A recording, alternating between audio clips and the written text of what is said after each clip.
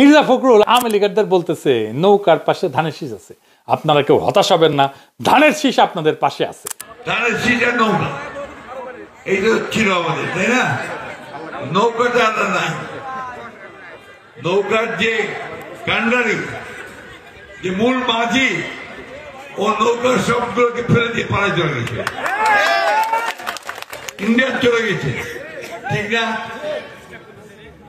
এখন আমাদের যারা এখানে নৌকা করতেন সারা বাংলাদেশে, তারা তো একটু অসহায় অবস্থায় আছে যে আমাদের মূল লক্ষ্যে পাড়ায় গেছে, আমরা এখন কি করবো?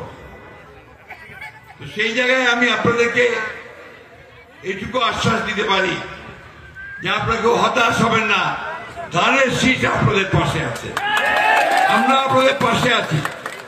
আমরা বেঁচে থাকতে আপনাদের গায়ে কেউ ফুলের টোকাও দিতে পারবে না, এই কথাটা আমরা পরিষ্কার করে বলছি আজকে।